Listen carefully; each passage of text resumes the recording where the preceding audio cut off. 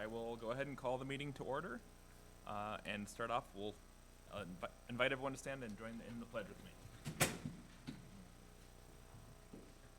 Pledge allegiance to the flag of the United States of America and to the republic for which it stands, one nation, under God, indivisible, with liberty and justice for all.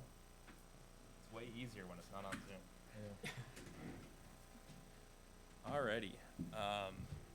Agenda approval. Brad, is there anything from staff? Yeah, Mayor and Council, a couple items. First, welcome to the first meeting in person for everyone. We're excited for that. As directed by the council, we do have a hybrid format going on. So we have people joining us via Zoom as well as the audience this evening. We have multiple comment opportunities as typical as was the past. So we have the open forum opportunity for items not on the agenda. We have also comment opportunities at planning business, unfinished business, and new business. We will be limiting comments to 5 minutes in time, unless the mayor and council want to extend that. Just for those who are on the Zoom call, what we're gonna do is start with people in person for comments who come and fill out a card essentially. And that will give also those on Zoom a time to work the raise hand function and everything else, and then we'll go to the Zoom call after that, and hopefully the technology works just fine. Also from the staff, a couple items. We have added claims that were emailed out in front of you there. And then as well as, I'd like to add under 10B, maintenance worker job offer, and I can walk through that under 10B as well. So that's what I have. Alrighty. Anything from council? All right, then I will go ahead and entertain a motion to approve the agenda with the addition of 10B. So moved. Second. Any discussion? All in favor say aye. Aye. Opposed? Gonna take a little bit of getting used to there, but Yeah. we got it. My name. Alrighty, commission representatives, not seeing either here, but might be online. Jim Shulock and Val Nybo potentially? Yes, both of them are online. Awesome, perfect. Then we'll go on to open forum for items not on tonight's agenda, and Jessica or Brad will walk us through how we're gonna do it as we kind of make it up on the fly in terms of in-person and online. Sounds good. Before I call the first in-person, Jessica, why don't you walk through the... Sure. So if you are on joining us via Zoom, you can press *9 if you're joining us by phone if you want to raise your hand. Otherwise, if you are on computer or smartphone, you can press reactions and then raise your hand. We'll go ahead and ask you to state your name and address for the record, but we'll go ahead and do those in-person comments first. Thank you, Jessica. So first we have Lou and then Becky. So Lou, if you want to come up to the podium there, and actually if you could hold the mic, I apologize, the mic holder was not the right size, so we just have the loose mic there. And is it on? Yes. First of all, I want to thank you for the opportunity to bring to your attention a growing concern among residents of Corcoran, including myself. This council, or previous councils, passed several ordinances which deny the rights of residents to live without being micromanaged. Residents deserve a supportive government rather than what we are currently being demonstrated. We aren't part of an HOA. Local governments and homeowner associations across the country are nipping away at individual rights. This present movement in Corcoran is an example of how residents need to challenge the power you have given yourselves. We see an extremely aggressive management style that has appeared with little common sense or understanding. We're not on 60-foot lots, but are here for freedom from Big Brother watching our every move. Originally, I blamed the inspector, and then I later realized the problem originates with you. He's working under your direction. Now I'm asking you to revisit the ordinances and the impact of these petty violations that's being imposed on residents. My name is Luella Shaney, and I reside at 22140 Oakdale Drive since the year 2000. My property consists of 37 acres and is classified ag homestead. Several neighbors have received violation notices, including one for a camper parked on their property, a pallet of construction block in another yard, firewood not stacked 4 feet tall, a family that's removing trees and brush in the back of their yard, preparing for a wildlife garden, camper and boat storage, and twigs that burned during an unusually dry and windy spring. Other residents are improving their property as time and money permits, and they should not be receiving violations. I believe these and many other petty citations represent an overzealous enforcement. It's definitely time to return the rights of property owners. Common sense seems to be missing.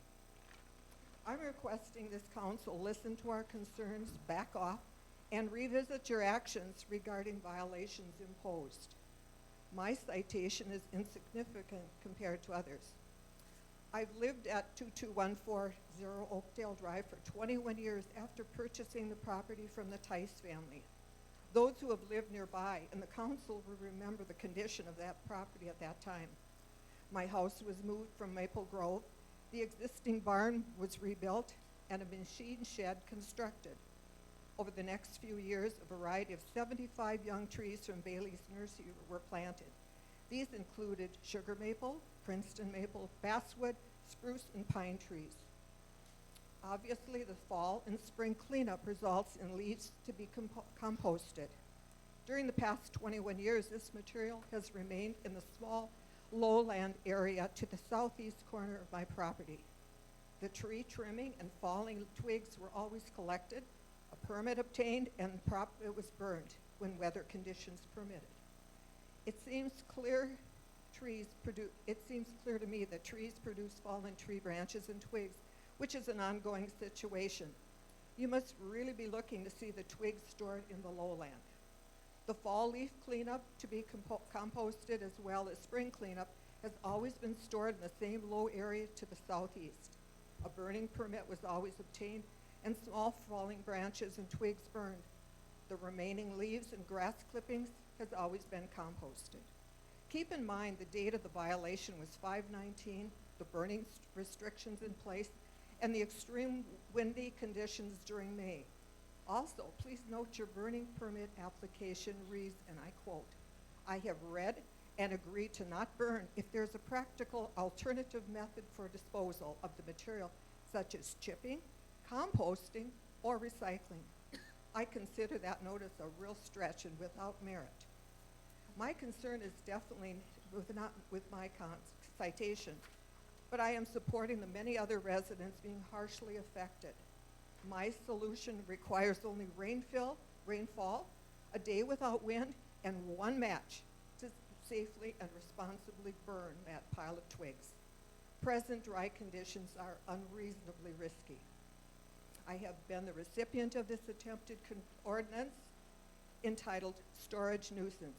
My so-called violation was dated 5/19, received on 5/25, some 6 days later, and required full compliance 14 days from the date of the notice and a further inspection on 6/9. I made 4 calls and an email to your inspector beginning on 5/25, and he finally contacted me the afternoon of 5/27. I recently read the following. It's a timely quote from Rand Paul, and it reads, "We should never forget the Constitution wasn't written to restrain citizens' behavior. It was written to restrain the government's behavior." We are being sent a message from many sources. Residents, it's time to wake up and realize how even our local government continues to seize control if we aren't alert. This current council and the city staff probably is not responsible for the ordinances in place. However, we residents look to you to return fairness and common sense. Thank you for your serious consideration of these matters. Thank you. Becky, you're next. Hi, I'm Becky Jones, and I live in Maple Hill Estates. And I know that last week you talked about code enforcement a lot, and I think I just getting face to face, I can get my point across a lot better. I live next to the worst one in Maple Hill Estates. I mean, 6 unlicensed cars, their tabs are expired, they're junk, there's 6 of them in the yard, old washer and dryers. He must have got a notice because he just took them and moved them to the back of his house. And it's just unbelievable. I just wonder if any of you have driven through there to actually look and see what's going on there. I mean, it's just not one, it's several. And this has been an ongoing thing. I mean, I voted for you guys hoping for change. And I appreciate Tom getting back to my emails, but there's not a thing getting done. I mean, here we are almost July. It's going to be winter again, and nothing has happened to any of those places. So I just want to know, you know, I read in the paper today where you thought about pausing, you know, or didn't want to do a sweep, and then Mr. Schultz said, well, you know, someone might have 2 logs in their yard. There's way more than 2 logs in a lot of those places in there. If you haven't been through there lately, you need to go through it again. Because we are part of Corcoran. Actually, we're probably Corcoran's low-income housing. And I don't know, you know, it's private property. It's private property. We can't go in there. Well, is it part of Corcoran or is it not part of Corcoran? That's my point. And you know, something's got to be done. It's just unreal. And it's getting, you know, worse. And it's just been an ongoing thing for, I bet, 2 or 3 years. I've been trying to get something done, or, you know, I know my neighbors probably, you know, had the citation, but it still doesn't help. The citations are just not getting it done. So I don't know. I just wanted to come and give my point of view on it, because I have to live next door to it. I have to see it every day. I can't sit outside on my patio. I can't sit around back. There's so much junk and tall weeds, and you know, we can't even enjoy our yard that is nice because of the person next to us. And I'm not the only one in there that has the same problem. So my one neighbor said, I just closed my blinds so I don't have to look at it. Well, I'm not going to close my blinds. And I'm tired of looking at it. So I hope something, you know, do a sweep, you know. Don't not do the sweeps, because how are you going to know if you don't do one? How are you going to know who's in violation? So that's all I really got to say. I didn't come with an agenda. I read the paper, and then I was like, I got to go there. I got to see my point of view. So thank you very much for your time, and thank you again, Tom, for the emails. I really appreciate you get back to me, you know, like the same day. So I know you guys are busy, but you know, I'm just to the point where should I move? But I probably couldn't even sell it because of next door. So I would appreciate it if you would, you know, maybe make some changes to the codes and be a little more aggressive in getting those things done. So thank you very much for your time. Thank you. Thank you. Thank you. Thanks, Becky. Mayor and Council, that is all we have at this point for open forum. Okay. Do we have anyone online? No, Mayor, we don't have anyone online unless anyone, we've gone over the instructions. Should be good then. So we can, no presentations, so we'll go right on to consent agenda, which is consisting of items 7A through 7I. Now we'll entertain a motion, or I'm sorry, does anyone want to pull anything from consent agenda? Mayor, I pull item G. Item G. E 2021 road material bid Yeah. awards. Okay. Anything else? Okay, then I will entertain a motion to approve consent agenda items 7A through F, H, and I. So moved. Second. Any discussion? All in favor say aye. Aye. Aye. Opposed? Okay, so, Alan, your item was 7G, Yeah, 2021 road materials. I just had a question for staff. I noticed in the packet, that was online, it said contractor A and B on all this, and then we received the actual one today. Was there a reason for that? And normally we see that information upfront. Sure, Mayor, I can speak, Mayor and Council, I can speak to that. We had a bid opening this week, so that's why that information just came in, as we just had the bids open. We received bids from Omen Brothers and GMH for asphalt, and then Pearson Brothers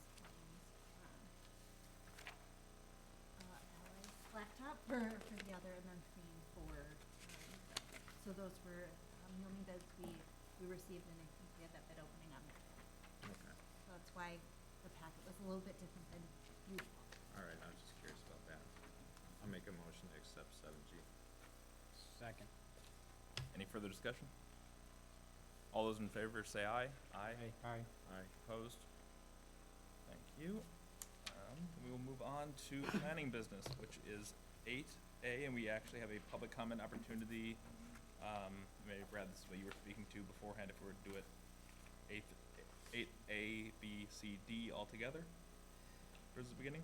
That works. I think Okay. that'll probably be the smoothest. Perfect. Then we will go ahead and do the public comment opportunity here first for any of the items under planning business. Jess, can walk through that? Sure. If anyone's joining us either in person or on the phone, we just ask for you'll state your name and address. If you're joining us via Zoom on the phone or via computer, you can use the raise hand function by either pressing *9, or under the reactions button there is a raise your hand function. Mayor and Council, in the room here, we do have Tim to speak on the conditional use and zoning district. So Tim, if you want to step up, please.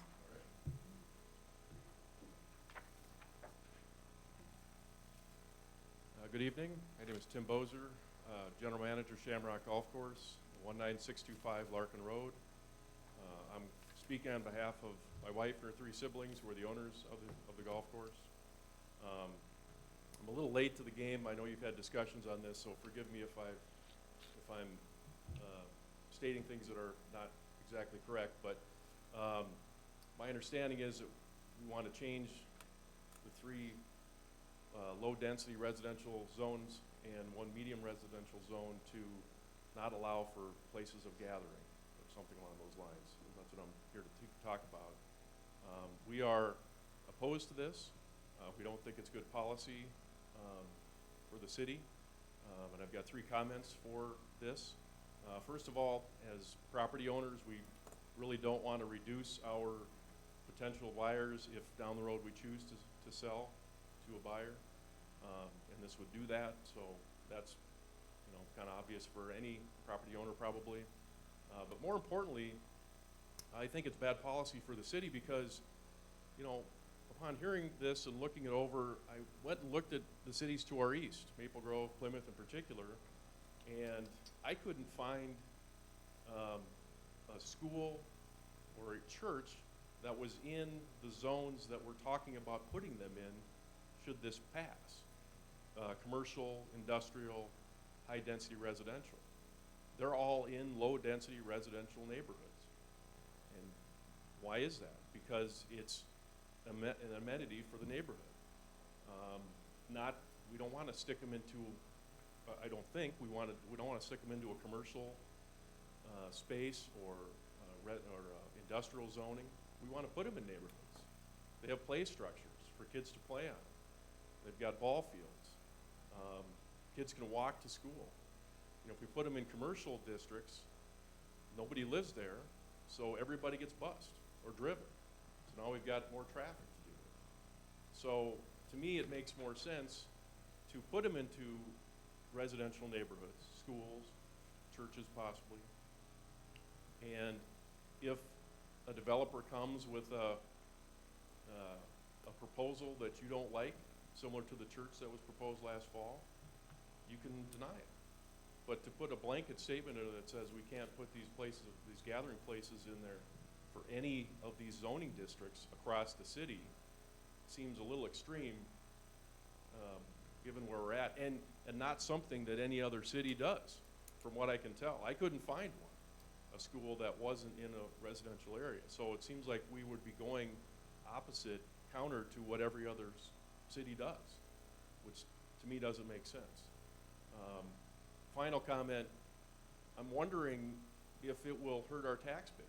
If we're moving a school or a church, for example, that don't pay taxes, into a zone that, into an area that's zoned commercial or industrial from a low-density residential area, aren't we moving it from a smaller tax base area to a higher tax base area? You know, property that is worth more and has a higher tax base. So now is the city at risk of losing tax revenue because we're forcing some of these entities that don't pay taxes into commercial zones or industrial zones? And then if you do that and hurt the tax base, now you're spreading the tax burden among the rest of us who are paying taxes. So we think it's not a good policy going forward. We think it could be handled on an ongoing basis under the current distinction, just by people or developers bringing it to the city council and letting you guys choose if it's a good development for that area. Thank you. That's all I have. Thank you. Mayor and council, we do have, looks like 2 from Zoom. Okay. So, the first person we have from Zoom is caller ending in 8753. If you could go ahead and press *6, you'll unmute, and then if you could state your name and address for the record. Good evening. Can you hear me? Yes, Yes. thank you.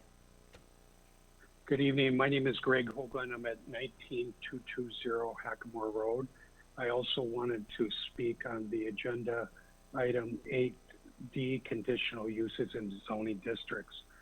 Clearly, Council Member Nichols in the correspondence has requested that staff place a discussion of conditional uses on zoning districts, not only on this meeting, but previous meetings.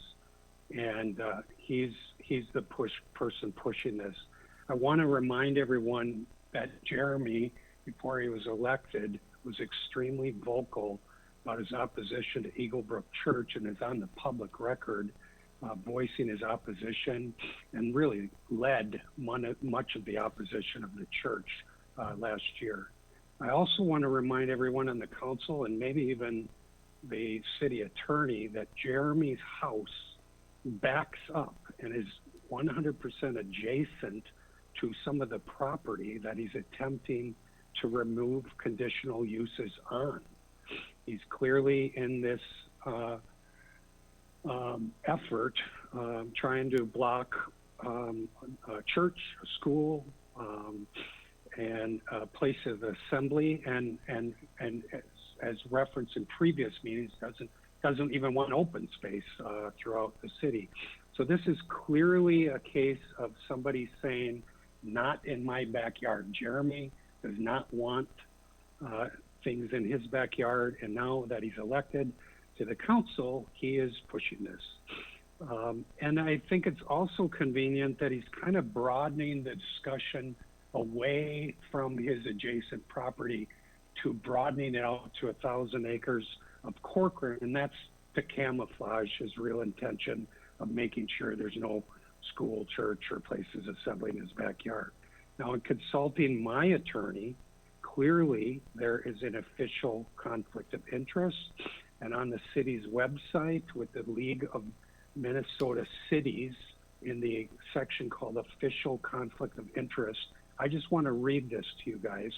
It's under the section called Non-Contractual Situation. And here's what it reads. There are also situations where council members may find that they have an interest in a non-contractual decision the council will make. This type of interest does not have to be of financial nature. These non-contractual matters include things as council decisions on zoning, local improvements, and the issuance of licenses. An interested council member most likely should abstain from participating in council discussion and on voting on these issues.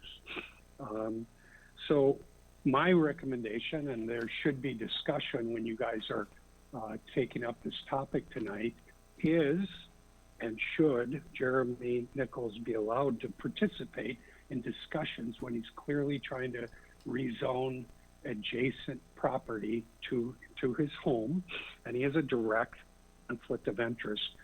Lastly, I've been in contact with many other Corcoran landowners who will be affected by this issue, and we're mutually in agreement that the decision will reduce our land values and restrict the uses that we have as landowners, and you will be hearing from many of us in the coming weeks. So my point on this is I'm hoping you can have a discussion if Mr. Nichols should be participating in the discussion about rezoning property in his backyard. Thank you. Thanks, Greg. Two more. Yep. Next, we have Dean Jacobs. Dean, if you want to state your name and address for the record. Yes, Dean Jacobs, 20415 Duffney Circle, and a member of the Planning Commission. Good to see you all back at City Hall. Can't wait to get back there myself. I just have a question on 8C. So I had originally thought that the council would be taking up the conditional use permit application. And I don't, I see that there is the only issue related to that is, of course, amending the ordinances that seem to be somewhat deficient or had some errors in it.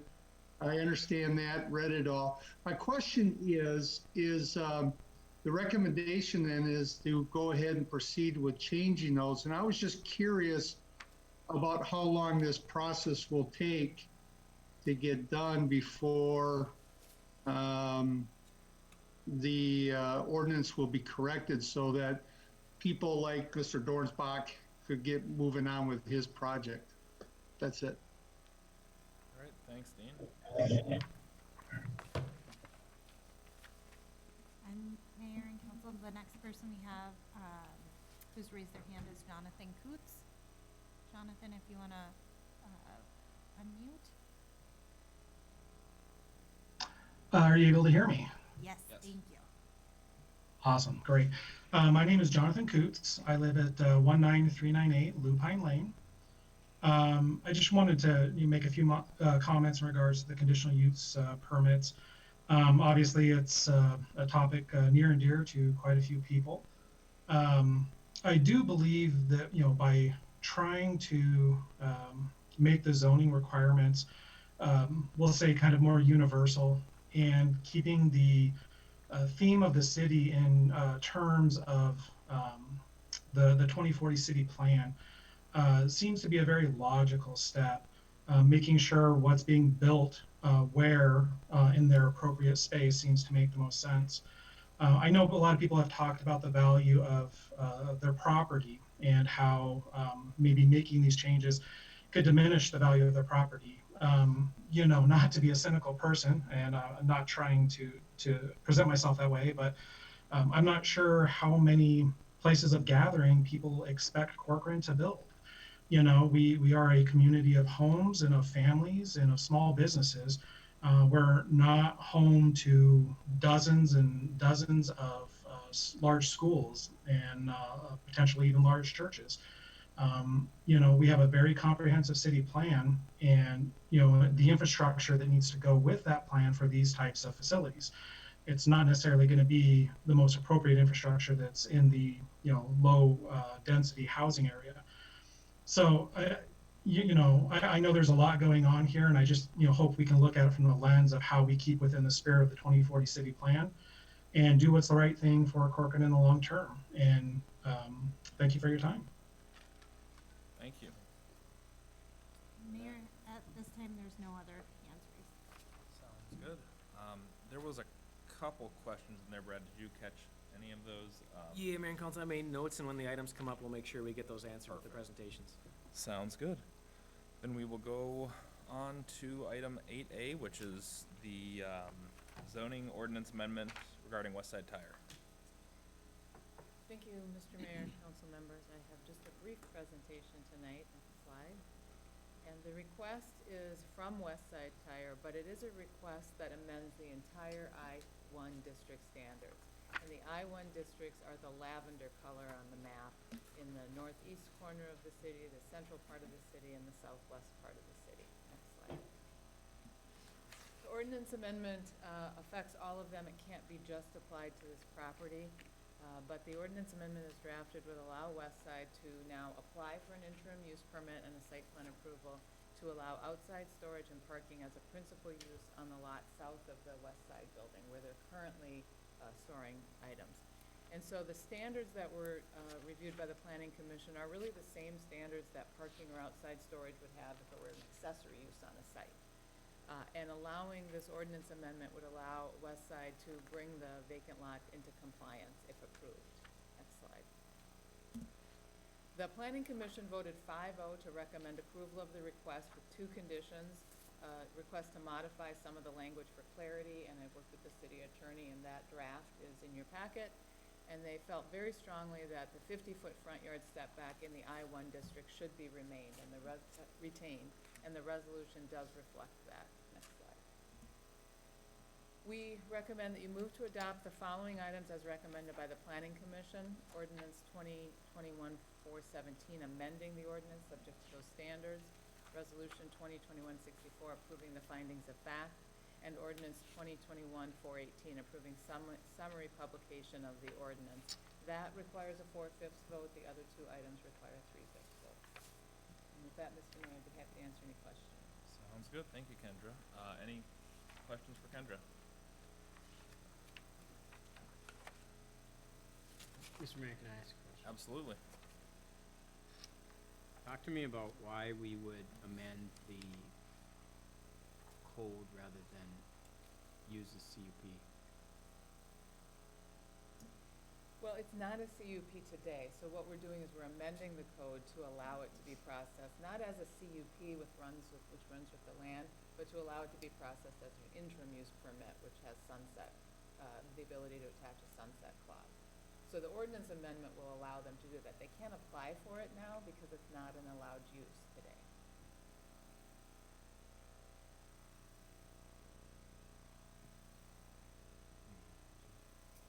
Yeah. Anything else for Kendra? Just want to hear it from Amy. Yeah, of course. So, if we approve the ordinance amendment as written, and they come in with an application for an IUP, they can still apply for a variance to the ordinance, correct? They certainly could, yes. It would be subject to the variance, practical difficulty standards. Okay. I have a question with regards to gutter and curb on parking drive aisles. So it's kind of a mixed bag within the city of some businesses have curb and gutter on their parking and some do not. Was that implemented at a certain point in time in city code? Mr. Mayor, that is correct, and in fact, if you drive through the industrial park, you'll see some, I can't remember the address, but some businesses that did parking lot expansions where the original parking lot doesn't have curb and gutter, and then they added on in the back of the building, for example, the one right at the corner, kind of by A1 is the one I'm thinking of. Emery? Yes, where the back parking lot has curb and gutter because it was added on after and subject to those standards. I believe Rocks and Blocks next door is similar. When they expanded their parking lot, they had to add curb and gutter for that little corner where they expanded it, but the original stuff that doesn't meet setbacks does not. So we have been applying that as projects have come in for expansion. Okay, and I'm not gonna get the terminology right, so I'm not even gonna attempt it, but there's 2 types of curb, right? There's a high raised curb and then there's a low raised curb. Mm-hmm. Is the ordinance specific on what type of curb they need, or is that the applicant's choice? This section of the code simply says it needs to be curb and gutter, but we do have in the engineering design standards, standards for what that is. I think it's usually, well, I'm not even gonna guess. Usually surmountable curb, which is For the. residential, it usually is, but in the Yeah. parking lot, it's usually B612, I think. That's the higher curb? That's the lower curve. Oh, that's the lower curb, okay. But really, the intent is to control the parking lot, and so the engineering standards would prevail. And so we can work with the applicant to determine exactly what makes sense in the particular site. As Brad said, for residential, we would typically use surmountable because you might do curb cuts. But if you're establishing a parking lot, it's usually the B-type curb. Okay. So we'll see an application later and they can come in with proposed changes at that time. This is just updating the ordinance. Yes, sir. Thank you. No questions. Any discussion or anything else I'd like to bring up on it? I think the big thing, the big topic of discussion with planning commission was the 50-foot to 25-foot discussion for the front setback, and they decided to stick with the 50-foot. And I guess I just want to make sure everyone's on board with continuing that as recommended by the planning commission, 50-foot front yard or front setback for the parking. Well, that's where my understanding is the applicant can come in with a variance request. Yep, I just mean To for shorten the that. ordinance. I'm assuming Rocks and Blocks next door, their fence is at the 50-foot mark? Correct. Okay. But yeah. For the ordinance 50 makes sense. There's hardships to implementing that. We could review individual applications as such. Okay. There's nothing else. I will go ahead and entertain a motion to approve ordinance 2021-417, amending the I-1 standards in section 1040.125. So moved. Second. Any further discussion? All those in favor say aye. Aye. Aye. Opposed? The same, entertain a motion for resolution 2021-64, approving the findings of fact. With findings of fact for the amendment? So moved. Second. Any further discussion? All those in favor say aye. Aye. Opposed? And finally, the ordinance 2021-418, approving summary publication. So moved. Second. Any further discussion? All those in favor say aye. Aye. Opposed? Unanimous. Thank you. Moving on to 8B, which is Kane Road Vacation Commencement Request. Thanks, Mayor and Council. And if I may, can I just do a check? Council, are you hearing staff okay with this setup so far? Yes. Perfect. Can the audience hear everything okay so far? Okay, new technology, so I thought I'd just check in there, so. Thanks for checking that. And those who are watching at home, email us if you have any comments on the Zoom audio. But with that, I think Natalie is joining us virtually to present the next item. Yes. Can you all hear me? We can, a little quiet, but that might be on our Quiet. end. Maybe on other end. Try again, Testing. Natalie. Testing, testing. Can you hear me? That's better. There we go. Just have to speak up a little bit. I think you'll be okay. All right. Perfect. Well, so let me know when the slides are up. I just see the council chambers. Oh, I'm sorry. I forgot to change the. My bad. I'm doing No. too many things at once here. There we go. Perfect. Thank you. So this is a request submitted by Michael Galbraith to vacate the northern portion of a right-of-way that was established for Keene Road in a plat from 1978. It's specifically the portion of the right-of-way that is adjacent to his property at 207,000 70th Avenue North. There are two ways to commence a street vacation, one by petition, and the other is for the city council on its own motion to start the vacation process through a resolution adopted by a 4/5 vote.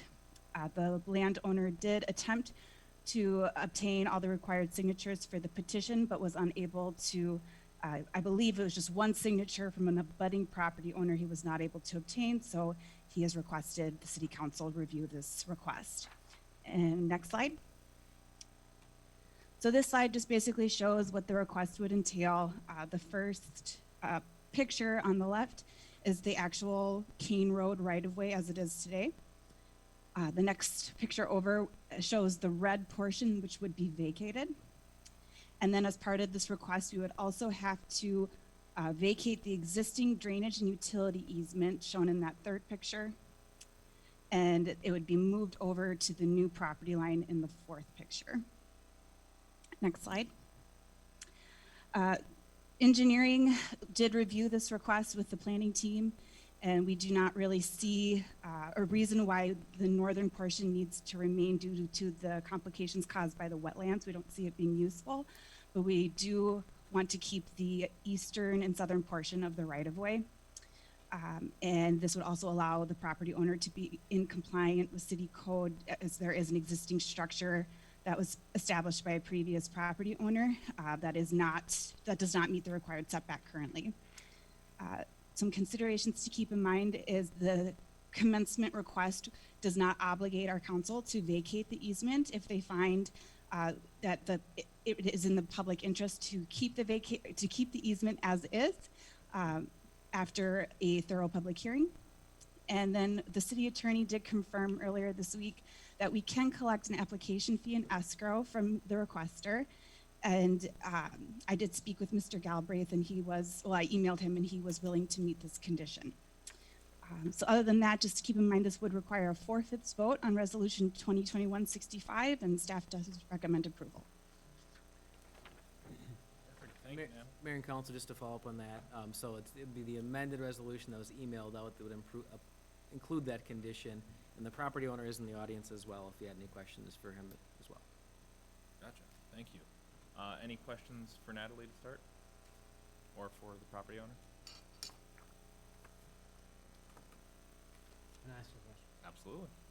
So there's a wetland to the north of that property, and sometimes we request an easement in case, like for example, we vacated an easement a month ago where there was a drainage ditch that the city had an easement in case it plugged or something happened. We were able to go in there and unplug it or do work. And it doesn't look like there's a ditch or anything, it just looks like it's a wetland, but is there any reason such as that we'd even have the easement there? And maybe Kevin, if you're able to chime in on this, but with this application, we would retain that drainage and utility easement on the outside of the property. So we would still keep that D&U. Kevin, do you have anything to add on that from the virtual world? Sure, no, I think that's fairly consistent. I think John is correct that we would look at wetlands and drainage kind of corridors and make sure we retain that. In this case, from memory, I believe the wetland is north of this property, but that's something we can look at as it goes through the actual process. But we are for sure going to retain the typical lot line, side yard, rear yard, and front yard D&U easements and just move them over. So we will double check that, John, but we don't, I guess from memory, I don't think that's going to come into play on this one. Thank you. Anything else for the property owner? Is there any reason to maintain the easement to the south? Kevin, did you hear that one? Yeah, the easement on the lot, on the Galbraith lot, or the right of way that goes south. Right Can away you that clarify? goes south. Right of way. We believe that there's still potential at this time for some future street connection to the south. So that's the primary reason. Just until that gets, decided that that's different, we believe there's potential and a potential future use there. So we want to retain that. Okay, thank you.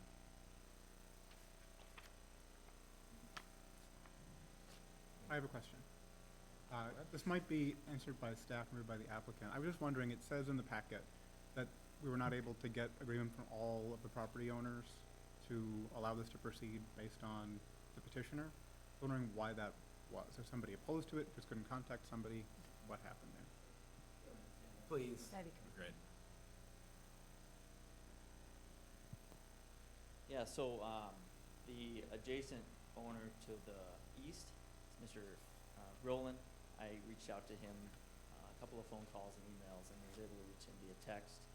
And he really didn't give me an answer. I think, so there's an existing field road that cuts across the right-of-way, and I think his fear is that if ownership of that right-of-way reverts to me, that I'll tell him he can't use that to access his land, and he'd have to cut trees down and make a new path.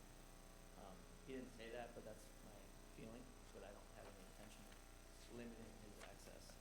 I'm mainly concerned with the outbuilding that's within violation of the setback, and if I make improvements to that, it's hard to do that if there's risk of it being torn down or something like that.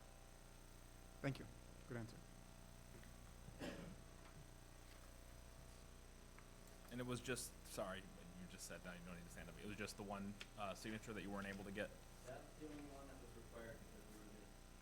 Gotcha. Okay, thank you. Make a note, thanks for reaching out to everybody around there to see what they see of the important part. But it's good that you reached out to your neighbors to see like who's in agreement and not, and gives us a sense of how the public hearing would end up going before your comments there, so Yeah, thanks we for were that. originally gonna, my neighbor to the south, we were gonna try to originally get the whole thing, Mhm. but we got knowledge from the city and decided to go ahead.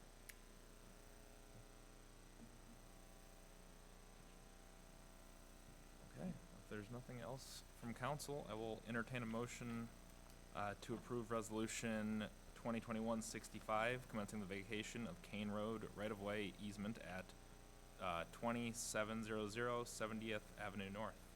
So moved. Second. Any further discussion? All those in favor say aye. Aye. Aye. Opposed? Alright, thank you. Moving along. 8C is considering amending the, or section 1030.020 of the zoning ordinance. And Brad? or Should be Kendra, and Kendra will Kendra, walk us through. if you can also answer Dean Jacobs' question on process as well, that'd be great. This is an amendment in response somewhat to the Dornsbach application that Dean referred to. We received an application for a conditional use permit to exceed the accessory sidewall height. And at the June 3rd Planning Commission, when we reviewed it, there were concerns raised about the ordinance language. The commission had some discussion about what the intent of the ordinance was and ultimately voted 3-2 to recommend approval of it. But staff did then meet with the city attorney after the meeting, took a look at the concerning language, and we do recommend that we modify the language prior to acting on the Dornsbach application. It is the city attorney's opinion that with the language we have today, we would not be able to approve the Dornsbach CUP. And the planning commission Councilmember Schultz, who's been a commissioner, knows we've been using this language since 2011. This is exactly what it was intended to do. So staff has prepared language that cleans up that conflicting, erroneous language. Next slide. And we ask that the council take a look at that language and then direct staff to schedule a public hearing. The next public hearing that we can meet notification requirements for is not until August 5th. So this would go to the August 5th Planning Commission and the August 26th council meeting. And then we would follow the action on the ordinance with the Dornsbach CUP application. I have spoken to Mr. Dornsbach. He is not happy, but he does understand that this is a way for him to potentially get his project approved. So with that, I'd be happy to answer any questions, and of course, city attorney will help me write that language. Great, thank you. Any other questions for staff? I think it's relatively straightforward. I mean, I guess I'd kind of lean on you there for a second. With your experience on the planning commission, is this, as Kendra kind of alluded to, the intent of what what the code was meaning? I don't recall too many building applications coming in for parcels Fair enough. behind 10 acres with this high of sidewalls, so. Fair enough. Then I guess my next question to council would be, is this what we want? Is this, or do we have a problem with, this size of, that's being proposed, accessory building on a property smaller than 10 acres? If we do, then I'd say we don't do this. If we are in favor of that, then I'd say let's proceed with the public hearing. So it's my understanding that right now we just making changes to accept applications so that we can approve or reject. Correct. Right, so it's the first step. We're not essentially saying, we don't have to say we'll approve a higher sidewall or not. In regard to that But specific application. based on what Kendra just called and how it's drafted, like it's, in this case, planning commission recommended to do something which we can't by code, so we have to like fix that. So I think I think we go, at least for me, I think we go ahead and make the change and then consider the application when it comes. So Anyone feel differently? I totally concur. Just to give residents a little background on this, the original application by Mr. Dornsbach wasn't universally greeted by his neighbors, so there was potential for some conflict there, which is why it's important to make sure that if we're going to consider it, that it complies with code explicitly, which is why we're going down this path. There's probably quite a few properties in rural residential that are smaller than 10 acres that would like to have a building like this that would actually fit in next to farmstead, so I don't see an issue with that per se. What he does with it with the CUP is another question. Right. What do you mean by that? Well, it has to be approved whatever he's gonna do with the building, right? He's gonna run an industrial park out of this building, that's something else. Well, he can still have the building. Right, If we right. change the code to allow him to have the building, Right. then it doesn't solve any potential issues that the neighbors might have with the tall building next to their property. Correct. So this would make, whatever the case may be, my plan was to abstain because I was not a part of those discussions that was gone 2 weeks ago. So I was thinking that Well, this that discussion would have. This didn't come before council. Yeah, that was before. my question. Oh, okay, okay. So it's a matter of why was it at 10, why was the maximum at 10? And then what impact will having the maximum be higher have? Because the reason why the 10-foot minimum was there was a specific reason about, I suppose, the neighbor's view of having a very tall structure. Next, if you have a 5-acre lot, you have a humongous tall barn on it, then it might impact the value or the enjoyment of your neighbor's property. Although, would we be changing what the maximum height is? We'd be potentially allowing a bigger structure, but there are structures on that site, for example, right now. I'd imagine that the maximum height isn't changing. Mr. Mayor, the request from Dornsbach, just to be clear, was a request for a 13.5-foot, CUP to vary from the 13.5-foot sidewall to allow a 16-foot sidewall, 2.5 feet taller. In the side yard, regardless of lot size, 13.5 is the maximum sidewall height. If you have more than 10 acres, you can exceed it, and if you have less than 10 acres, you can exceed it by CUP. Gotcha.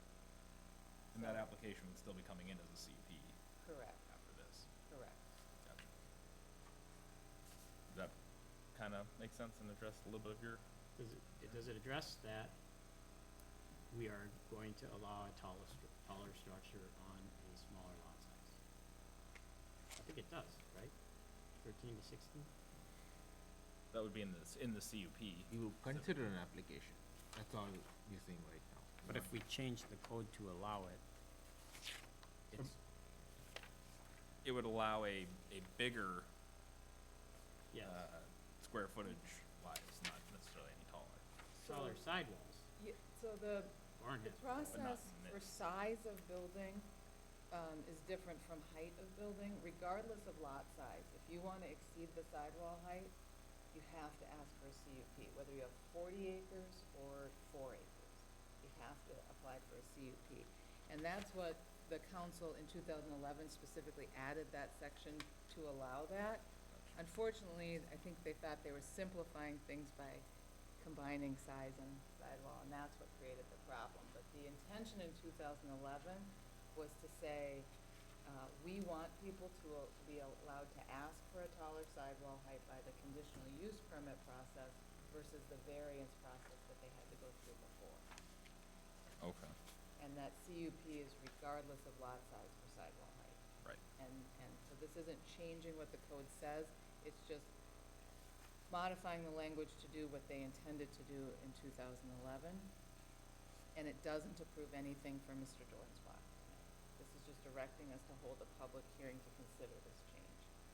So it's an alteration of the way in which you approve a project, not an alteration of the acceptable standard within a lot. Think So it's like a technical change that won't impact approval, but it'll impact how you approve. I think Mayor and Council, it would impact approval in that, the way it's written right now, we can't even consider the request It would without allow the, us to. without the amendment, so. Require us to. Yeah, this would allow the request to be considered. Without this change, we could not even consider it. So there's a different standard then. We're talking about, again, it'll make, whether we want taller buildings on smaller lot sizes. It's the same. It will change the process by which a taller building gets approved in that the height of the building won't be something that is, for lack of a better term, held against the applicant as something that is. So, let me simplify that for you. So he just went all over the place. So if I understand this, and I want to make sure I get this right, because otherwise I have to rethink what I'm doing, is by this change, we're not allowing a higher size by standard. They have to come back, irrespective of lot sizes, for higher sidewalks. And what we're doing today means nothing to our existing requirements. It just allows them to come back and ask, can I get a variance for a higher lot? I think we. Yes, But not a except for variance. that last part. except the variance. Yeah, It's not a variance. yeah, we are, Yes, you I won't come as be a able, conditional use versus. you won't be able to ask for that. It would be like, no, you can't have it because it's in the code. But now we are allowing them. So right now, they can't even ask for the 13.6 on 10 acre I think lots? it's the square footage that they can't ask for, right? I'm not sure how, you could give it. Sure, as of right now, the problem is that the building size maximum and the building height maximum are both applied. You have to meet that 10-acre requirement. And the way that this has been applied in the past for building height only, so the same problem, it's the same 10-acre requirement if you're gonna exceed the size requirement. But if you're gonna exceed height, we've allowed them to do that if they can, pass the CUP standards. What we're doing is basically making this application eligible for consideration of a CUP. So maybe it's not redlined, so I would just point out subdivision 5D on page 5 was adopted to allow anyone to exceed the building sidewall height. Where I think it got convoluted in 2011 is in subdivision 4G, they were talking about lot size, building size, and greater sidewall height. So what we want to do is delete that greater sidewall height, because what 4D does is it says there is no circumstance where you can apply 5D if you're less than 10 acres. Yes, but for years and years and years, nobody strictly interpreted that. Correct. So we're trying to rectify through Correct. code something that has been allowed for years and years and years.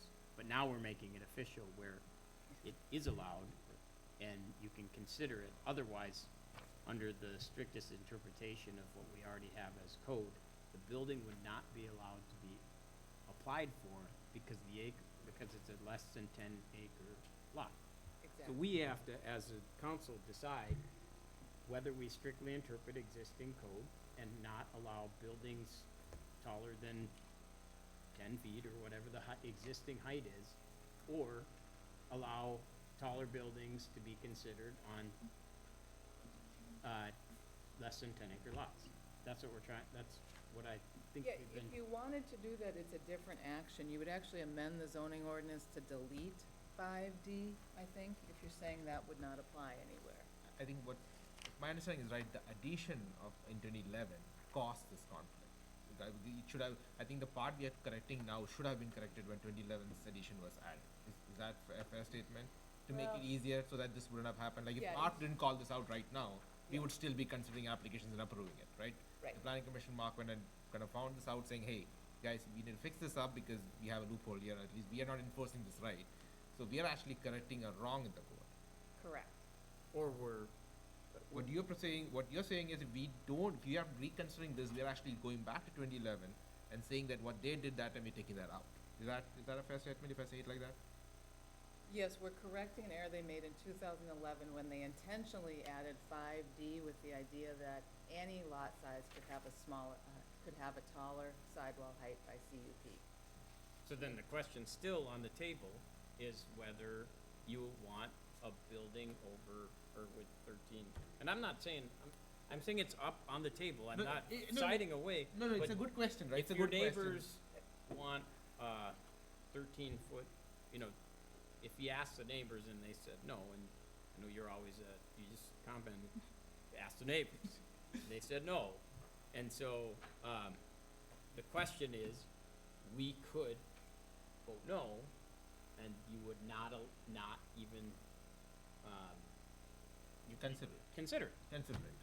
You would then deny the Dornsbach application at your next council meeting if you did not make this change. That is correct. If we did not make this change, we would not then be able to. Yeah, we can't approve it. You're So right. that's the only decision is why would it come in front of council if we can't even approve it? Because with an active application, we would have to take action on it. I would just think something that we cannot approve shouldn't even come through the system, right? We should have stopped as soon as he got the application. Well, if you but vote again- no, he's not gonna apply because it cannot be possible to approve. I know, where I am conflicted with this is in 2011, like the decision was taken, this was okay, right? So I think philosophically we changed the discussion to, do we fix the code to continue the decision taken in 2011, or we revisiting their decision that let's allow this under CUP? I agree with you. Right. So the discussion has changed, right? We're pivoting from let's correct the code and look at the application based on what we've been doing from 2011, or forget all that, they made a mistake, we should have never done this, and we're taking everything out, and then we have a bunch of buildings that is built under this since then out of compliance, and leave that around the city.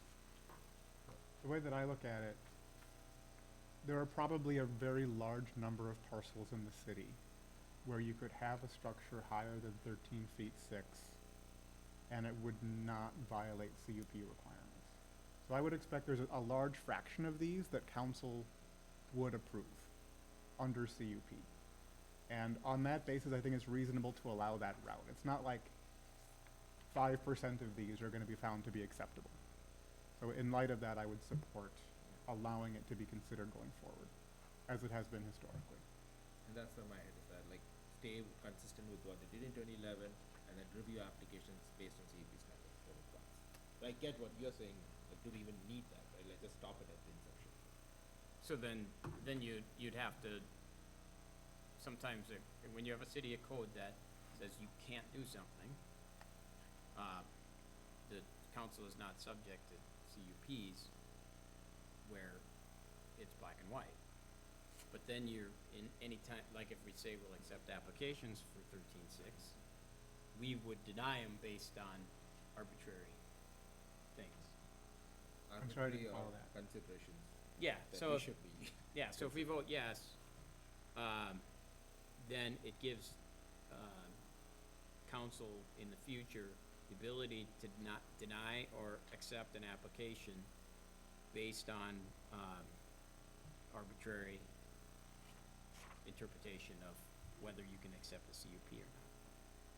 I don't think it would I be don't know. arbitrary. Yeah. And we couldn't stay Well, course. okay. And we couldn't stay the course because if we don't make this change, we'll have to at least take this code out, right? There's conflicting code in there, so we have to do some change. We can't just leave it as such and say we're not doing it. Yeah, because it's vague. It I guess contradicts. maybe a I question. mean, it steps over each other. The pieces of code steps over each other. So I just want you to be aware if you say, Oh, if I you know vote what for I'm- this, I- there are gonna be big, taller buildings on smaller lots. if you let it happen, Yeah. it would come back to you, right? So Hey, guys. it's not we're not granting right for that. I would highly doubt there'd be many applicants wanting to create 16-foot sidewall buildings in the city. There's really not much incentive to put that much material in height in a building. So, I'm just clarifying think the it's- vote, that's all. yeah, no, I understand. Can I ask staff, are the only changes, the red line changes you have here? Yes.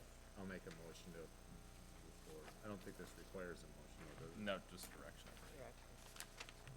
Well, there'd be at least consensus if there's okay. I know Councilmember Bottom, I don't know if you're in favor of moving forward or not. It sounds like the rest of you are, so maybe there's 4 that are comfortable. I'm for moving forward. Yes. If you want to make a motion. I made a motion, but. Okay, I'll second it. Yes. Any further discussion? All those in favor, say aye. Aye. Opposed? There we go. Got they're on the end. So abstain. Okay, 8D, conditional uses in zoning districts. Brad or Ken? Yeah, thanks, Mayor and Council, and I'm just gonna tee it up very, very quickly, because it really comes down to, conversation of the council. So this is a continued discussion from May. We had it teed up for a couple other meetings, but there just wasn't the entire council present, and the entire council wanted to be present for the discussion. So really it's in regard to the locations of certain uses. It was talked about a little bit under, public comment opportunity as well.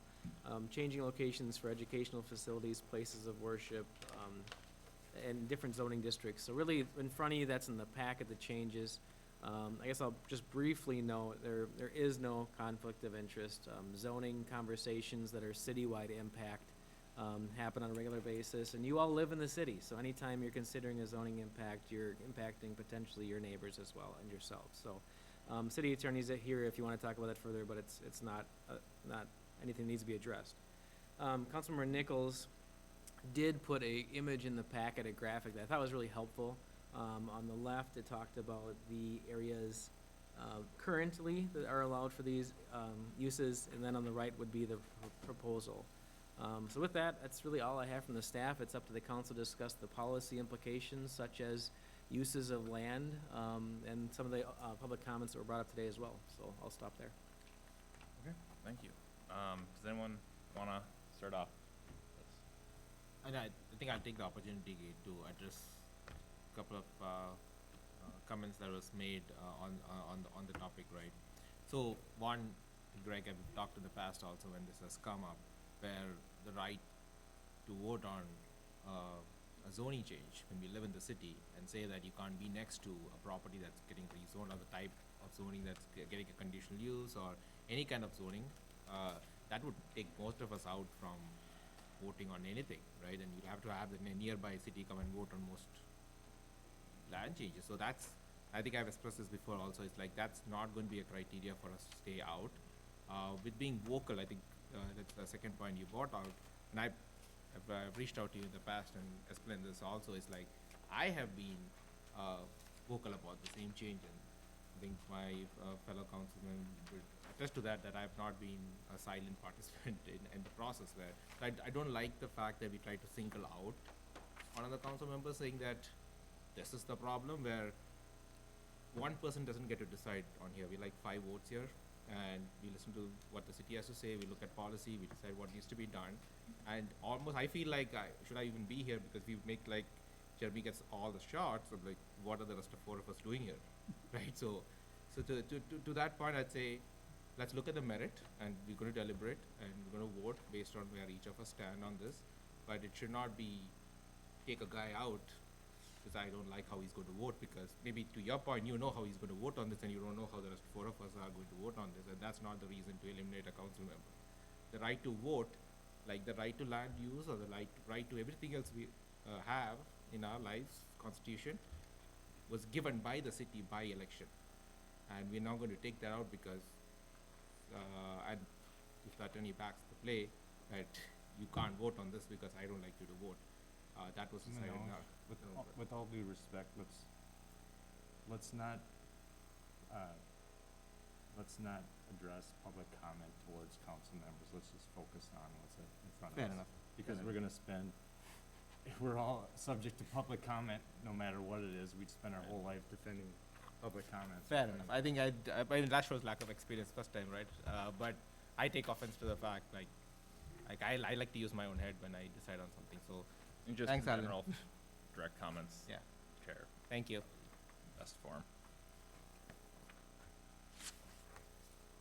Is that all you had to say though? Yeah, I just want to take that out of the way. Councilor Nichols? So I'll recap the reason why this was proposed.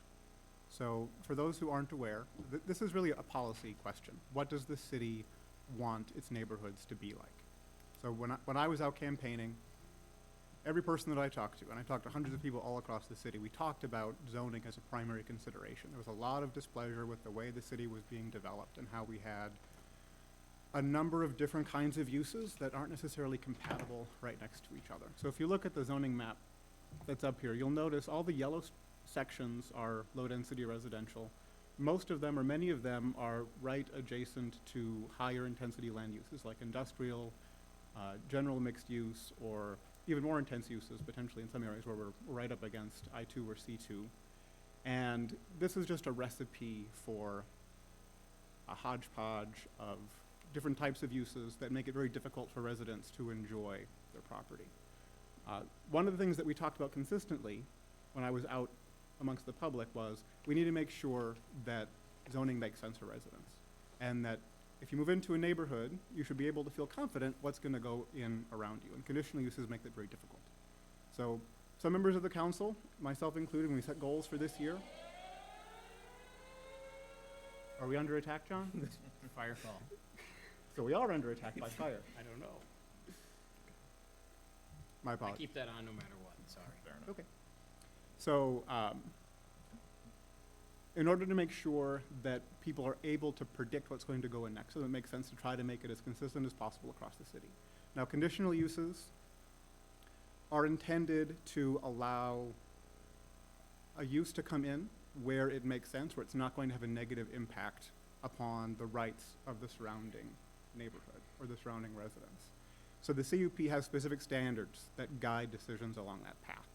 The reason why it makes sense to do this as a zoning change to remove those conditional uses is because for certain high-intensity land uses, there's a very, very low probability that you can have a use like that in that type of a zone where it won't violate. So when you look at neighboring cities, as was brought up in public comment, you'll often see large schools that are embedded in neighborhoods, for example. So my children attend a school that has 860 students in it. And when you go to that school in the morning to drop off kids or pick them up, there's cars everywhere. When you go for a special event, they back up into the neighborhood for 3 or 4 blocks all the way around it. And when we first started going to the school, we noticed that all the neighbors nearby had no fences up. It was all wide open. But over time, neighbors have put up fences to isolate themselves from the school because of the large amounts of traffic. And it's actually a pretty intense land use compared to what you might have experienced when you grew up. So where I grew up, the elementary school was about 300 kids. And it was in a medium density area surrounded by condos and apartments. Most of the schools that you're seeing being built now are pretty large. So if you look at Northwoods Elementary, that's about 860 students. If you look at Rush Creek Elementary, that's about 800 students. In the Buffalo District, their Tatanka Elementary is about 560 students. So these are much larger, more intense uses than you would have seen historically. And they just don't fit in a residential area because the buildings are large, the traffic is intense, the parking lots are big. It just doesn't make sense with the current scale that these facilities are being built at to have it mixed into a residential area. It does make sense to see them in a higher intensity area where you might have commercial or industrial property, which is why these red lines have been proposed. So it's intended as a way to ensure that if we have somebody who wants to put up a facility in the city, they're very likely to get it approved in these kinds of zones. They're not as likely to get it approved in a lower density residential zone. And by removing the potential, we save applicants a lot of money, a lot of expense. We save the city a lot of effort administering the process when they're very likely to end up being rejected.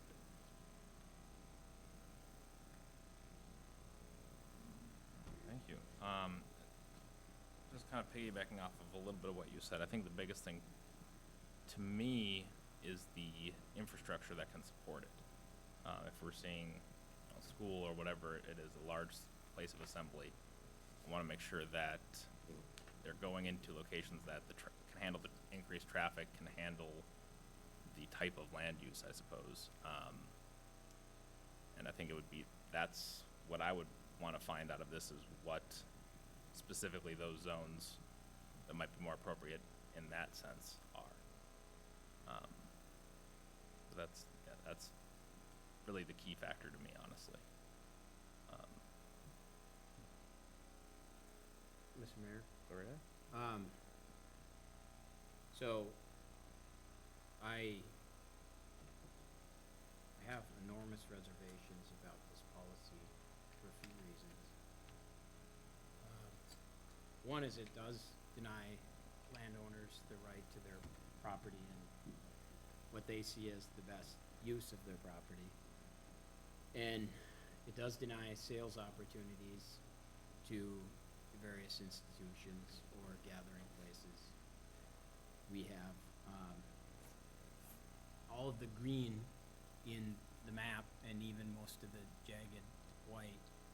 Well, eventually, it has to be rezoned at some point. It's just kind of in waiting today. So if, for example, somebody who owns a parcel that's green wants to put houses and a church in there, low, medium, or low density houses and a church or a school, it will be disallowed because of this change. So there's that. I generally don't like to deny property owners the ability to sell their land. For a lot of the farmers in Corcoran, their land is their 401k. It's 100 years they've been farming land up until this year. Practically went broke in Corcoran farming because corn prices have been down so low for 10 years. So I feel like it's fair to leave the doors open for selling. I think in the case of Eagle Brook, it got denied on its merit. And I don't, the best way to give yourself comfort in not having a church or school next to you is to buy the land. Because it's easy to tell somebody what to do with their land. If you own it, you get to determine that. And I don't like the idea of other people telling people what to do with their property, so long as it doesn't impact them. And that Eagle Brook case was denied based on the merits of some of the things in the proposal. And I want to ask John the constitutionality of disallowing churches in zones in. I'm wondering if we could just tell churches that they should go build in North Dakota, for example, or how far can we? They built a mosque in right on the World Trade Center property shortly after 9/11. The same argument came up, and how much authority does the city have on First Amendment issues such as these ones? And thank you, Mr. Mayor, members of council. To answer that, Councilmember Bottom, excuse me, I'd say that the general rules for how you're going to treat churches are, are pretty broad to start with. So churches need to be treated the same as other places of worship, so you can't differentiate between anybody. They also need to be treated the same as any other places of assembly. Okay, so and neither of those seem to be at issue here. The one trickier issue that gets a little more gray is this, whether or not you're putting a substantial burden on the practice of religion by not allowing churches a practical opportunity within your city. There is a prohibition under federal law. We're not able to completely, like you said, go to North Dakota or something. That's a no-go. You can't do that either. So what it comes down to is your zoning map has to reflect a reasonable opportunity for churches anywhere that you feel an assembly use is appropriate. So I think it's properly characterized, as Councilmember Nichols mentioned, as a policy decision. And is it something that, in your vision for the future of the city, is this what you want? You consider all of that, the tax base issue that was raised, and you consider the infrastructure that the mayor mentioned and things like that. But as long as you're adhering to those rules and you're giving a reasonable and practical opportunity for churches and other assembly uses to come to town, you're not picking and choosing. You're usually pretty well protected constitutionally. It's just that, if you're asking me on a practical note, the more vacant and available land you make available to assembly uses, the better protected you are from any kind of federal challenge. But that, of course, doesn't mean they can go anywhere you want. You can select the appropriate points within the city. You just have to do it very even-handed. Well, that green, all of that green, although it's not dashed line, will need to be rezoned before anything happens there. It's in reserve. So that's a little, I think, deceptive in that green is not gonna stay green. Will more than likely go into RSF too. Yeah, So then that'll disallow churches as Corcoran grows. So I think we're gonna run into some problems, personally, as far as if the city grows like it's expected, the city will disallow churches in almost every new neighborhood that comes on board. The second that it goes from green to any other zoning, unless we're gonna put an industrial area in one of those green things, I think we're in some trouble. So, Well, I'm sorry. where'd you get your degree? I can't remember, your law degree. U of M. Oh, okay. So if they said, when you left, you have to win a case to get your law degree. Either you defend Corcoran, or you defend a church that wants to build a property on one of these, inside a new development, which one would you take? Well, that would be a very factual, specific question. But Trying to pin you down here. yeah, what I He's trying would, to get what he wants. So. what I would say is, the better opportunities you give for assembly uses, and as long as you're treating all churches universally the same that way, along with assembly uses, you're gonna be well protected.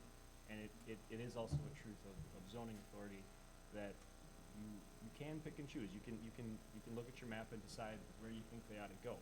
But your concern is a valid one, to say that if I'm looking at this map and I think that, you know, what we have here is adequate, but 60% of that may go away, you know, now do I evaluate it from that 40% and decide, is that enough? And that's a fair part of this analysis.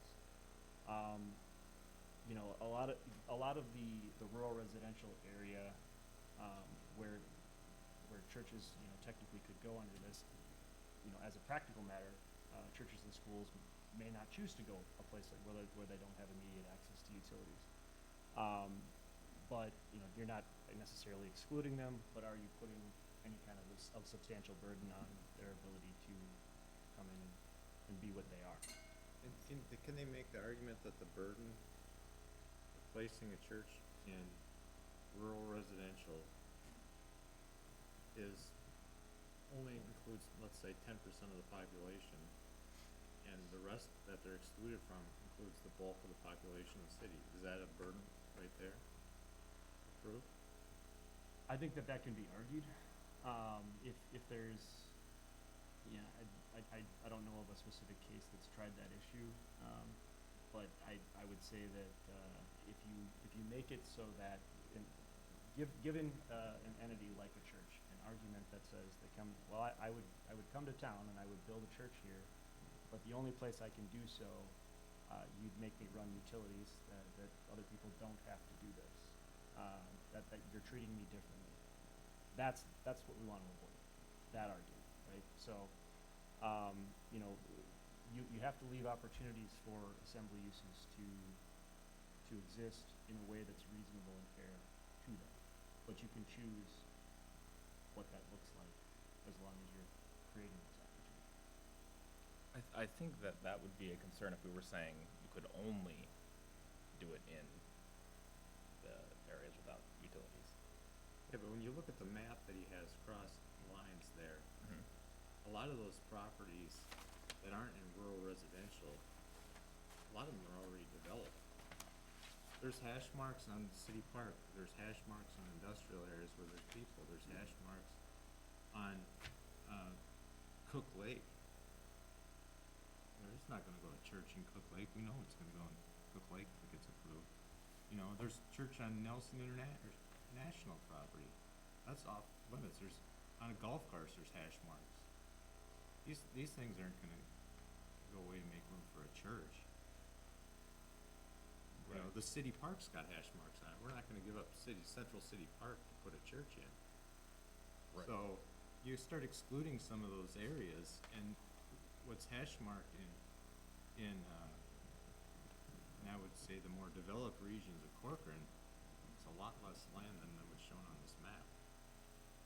And to the point of giving up industrial land that somebody commented, I agree with them. I'd never wanna give up light industrial or commercial for a church or a school. That's spent time and money designing those to attract businesses, to bring in job opportunities for people, to bring in tax dollars in the commercial base. So, to me, those are no-goes right there. And I would tend to agree, particularly with the industrial, that one is a bit concerning to me just because of the tax implications there, specifically with industrial. I don't know if I feel the same on or at least to the same extent on the commercial, but I would agree with you on the industrial. We do already allow these uses in our highest intensity commercial and our GMU district. So are you arguing then that we should remove those uses because we want tax base instead of churches? I see a lot of inconsistency in this I don't argument. wanna limit places of assembly or the opportunity for people to sell the places of assembly, So whether you it's do school wanna or church. What I'd rather see is that we deal with performance standards on items. If we wanna have different performance standards in different zoning districts, I think that we could, is that an argument that we can win? Performance standards? Correct. Absolutely, yeah, and that's the way that I would say most cities end up doing it. You know, and you're free to, of course, amend those, or bolster those where you think they might be in need of that. Whether that's, you know, setbacks or infrastructure, road requirements, things like that, you could approach it that way. That's probably the most common practice. So we could have less restrictive performance standards in rural residential than we do in this green area. So there was a work session last year, and performance standards were raised as a potential option. And when I listened to it, it sounded like anything that was quantitative, that put specific limits on, say, auditorium size or parking lot size, would be problematic. That it would be difficult to defend a specific numeric target, because you can't justify 500 parking spaces is okay, but 501 isn't. So how does that jibe? That that's a legitimate route, but we can't actually specify a value that's okay. Sure, I think it's advisable to stick toward more broad infrastructure and buffering considerations. So, for example, you know, only these types of roads are adequate to handle certain assembly uses, and therefore will only allow them if one of these types of roads abut the property, or setbacks can match at a ratio going back to the building size. So for every square foot, we add a setback requirement for that, as opposed to setting a firm 1,000 feet here, et cetera, because I find that those are harder to defend simply because at what point there's almost no number you can give that at 1 foot greater or 1 foot less, it's now more reasonable or less reasonable, right? It's very specific to the application. So you have your broader standards that that consideration of the fit with the neighborhood, things like that from the CUP standards. But you also can boost your performance standards that are kind of 1-to-1 or 2-to-1, 3-to-1, ratios of setbacks and things of that sort, and making sure that, to the mayor's point, that you have adequate infrastructure, whether that's in the form of utilities or roads that can feed whatever the use is going to be. It's just, but you're absolutely right. You have to be careful. Anything that you do with this, if you go with firm numbers on performance standards, inevitably you run into some problems there too. Can I ask a follow-up question on that? Sure. So if we've got like a multiplier based on area, where you increase setbacks or something to that effect, why don't you have the same issue defending the multiplier?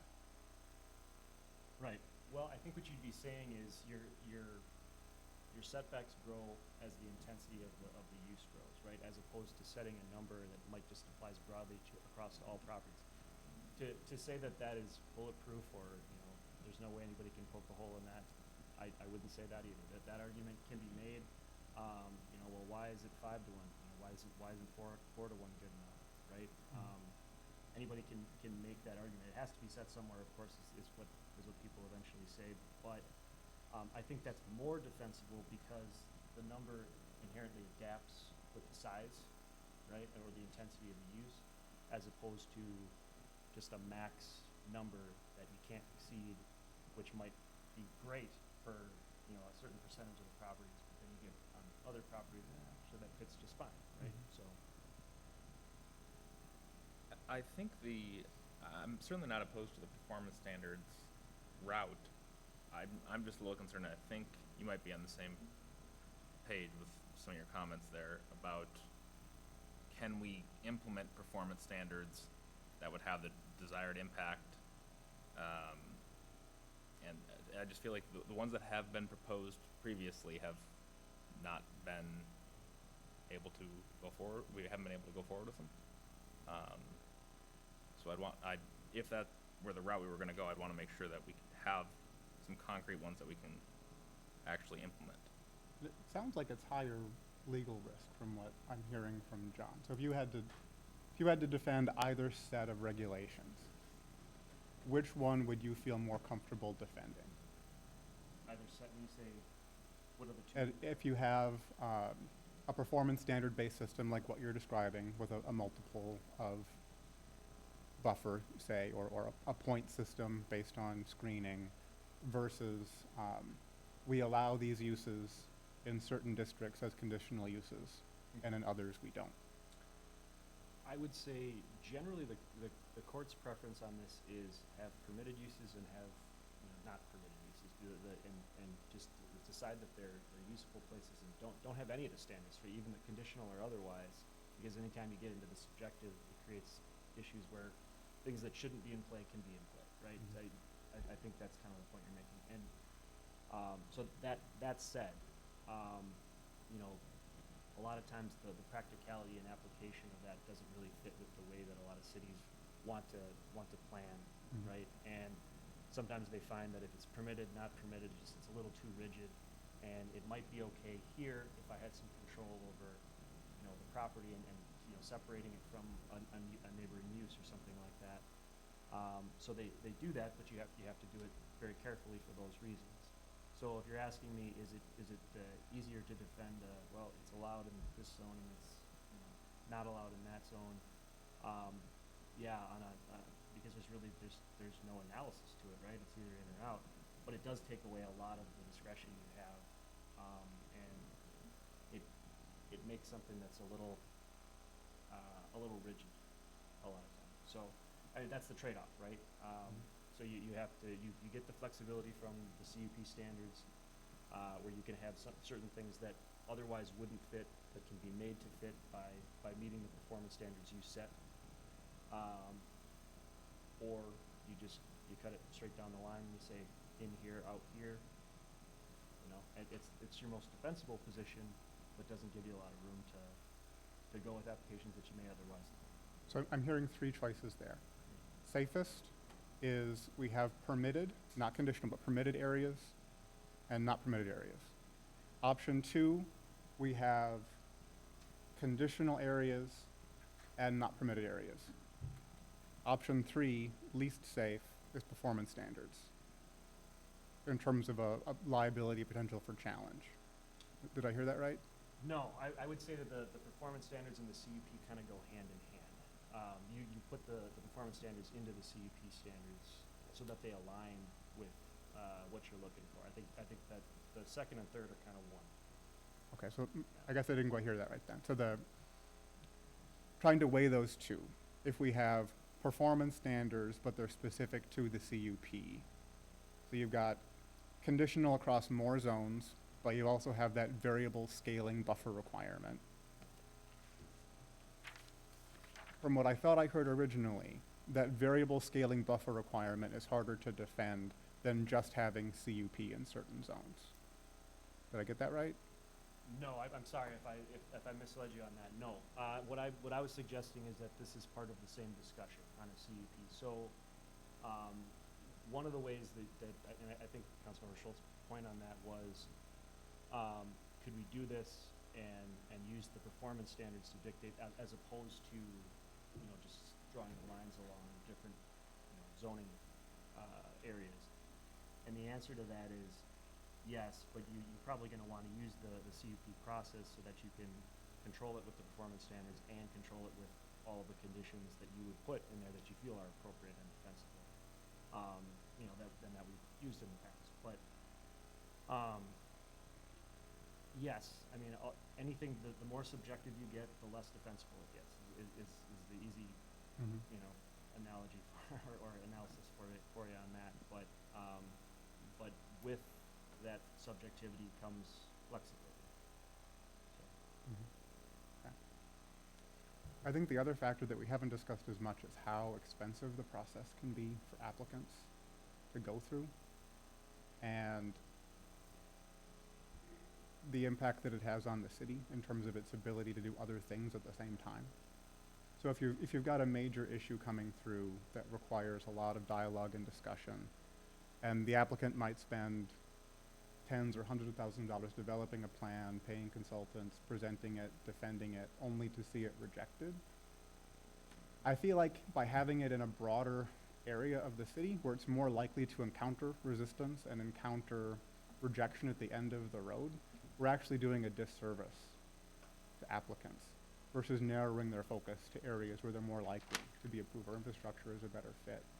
And I think one thing that we probably should talk through is, we've mentioned this green area in the zoning districts.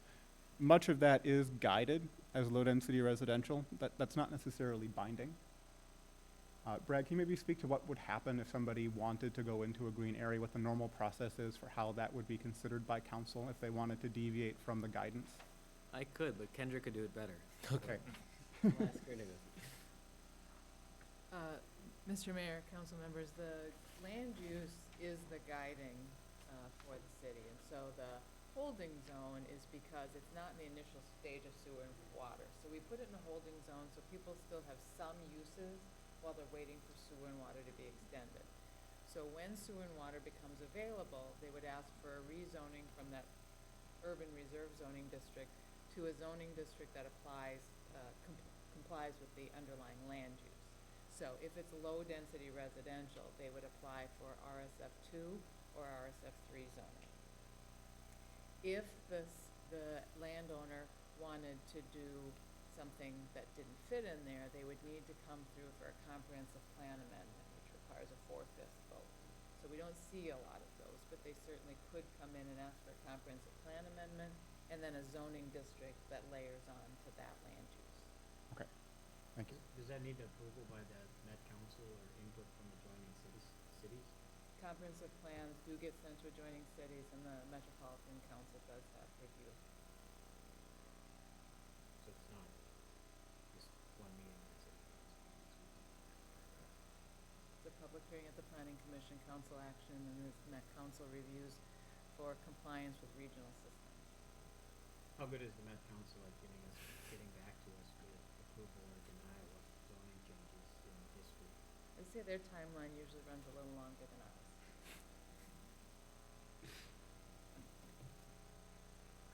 I'm trying to decide, or trying to think about what problem we're trying to solve with this.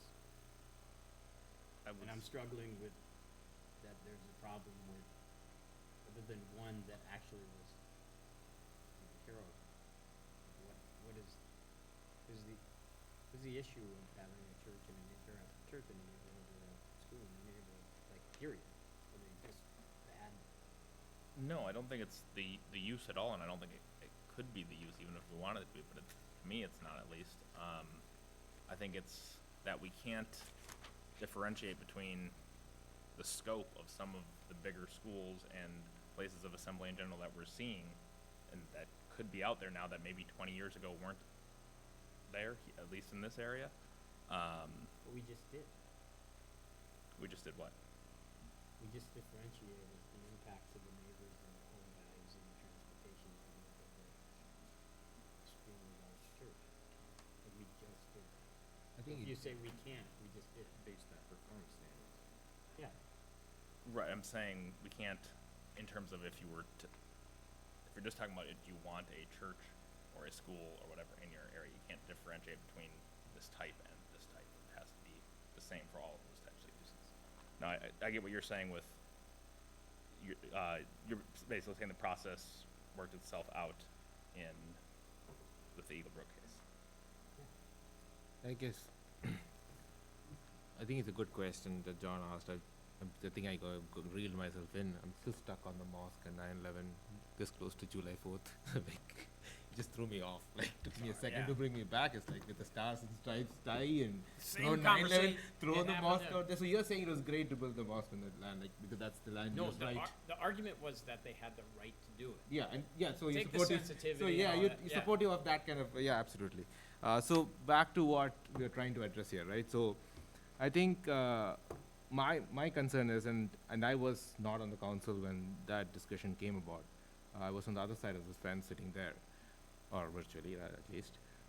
And I don't see the process working itself out this easily. And I think if people living next to Nelson were here, they would tell you that it takes a lot and a big section of the residents to come out for that change to work out on the council.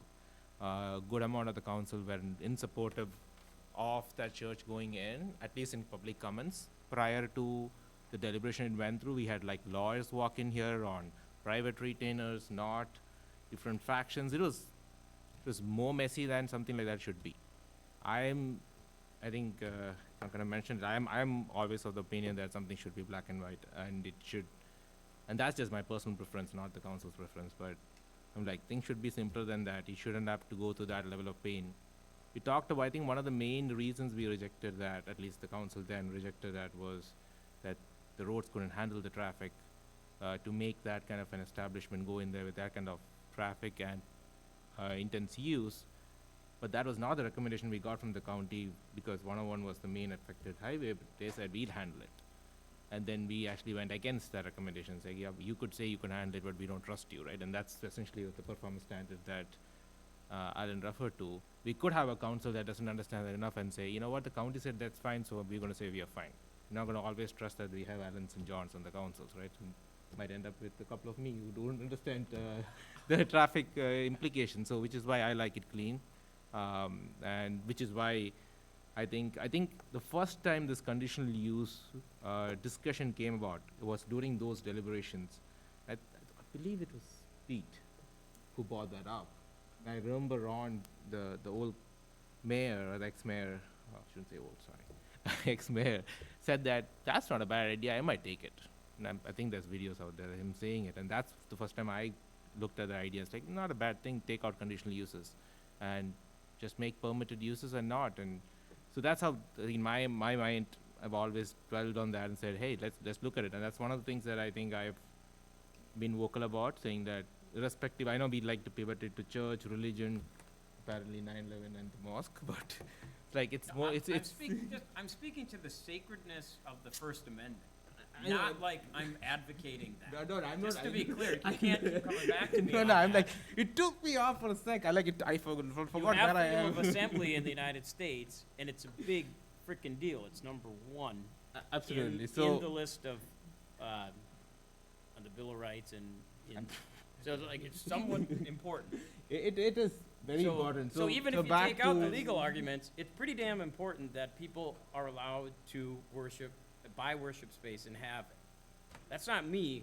No, absolutely. It's I'm a just pretty important that's document it. that gives us that right. I to was do just that. like saying that when you made that But you statement can't out just of tie nowhere, it. I Guys, threw off, right? So back to the discussion. So I'm always in favor of keeping it simple and looking at, let's designate places for the city for things to go in. Let's not leave it to a bunch of men sitting here to decide what's right and on a subjective basis. So I'm always in favor of looking at this, moving it forward, and understanding more of it. So that's my thought. Do you like to take polls for your decisions? Maybe. It's not always Maybe black it's not. and white with you. I know it is black and white, and a lot of that black and white is decided on what I hear from the city, and I've been consistent on that from day one. I've reached out for every decision I've taken. I've looked at public opinion, and I've consistently mentioned that that's something that sways me a lot, because I'm here representing them, not my personal objection to something. So anyway, that's my thought, my personal opinion. Manoj and I are friends. I know, we get along very well, right? Like, just that, but this is how we are on the council. So this is not personal. I just don't understand why the term conditional use permit has got a dirty name. CUP just says that we have control over some say of what things look like. I mean, we can't, if we took all CUP wording out of stuff, we'd be sitting here for our entire lives trying to decide what goes in what district, and we still would get it all wrong, cause we can't think of everything out there. This wouldn't be removing conditional, you'd be realigning which zones the conditional use are in. It wouldn't be removing conditional itself. So we're restricting land space, but still allowing still having conditional use. So we're just restricting them out of the zone. Yeah, the red lines Or leave conditional uses in place. They just change which conditional uses are allowed in residential versus other zones. So there'll still be a CUP process. It's just that we are not going to, if this is adopted, we wouldn't be entertaining these particular uses as conditional uses in these specific zones. They would remain conditional uses in commercial, GMU, RMF2, RMF3. The red line has adding industrial. I think we might want to discuss whether that makes sense or not. And maybe there are other changes that we want to consider as well. But there would still be a conditional use process. We're just, with the red lines, making the case that the conditional use doesn't make sense in our lowest intensity districts. It does make sense in higher intensity districts where you're going to get a better match of scale and traffic and pavement and that sort of thing. You look at where a lot of our current churches are, a lot of those wouldn't have been allowed in those areas. They would have been rural, and that's still permitted in the red line. Yeah, but who's to say somebody with a smaller church doesn't want to come in that would have fit better in a certain area? If they would have met the performance standards, I don't see any problem with having a church or a school or a Lions Club or something like that in an area to where we're talking about restricting them now, removing them.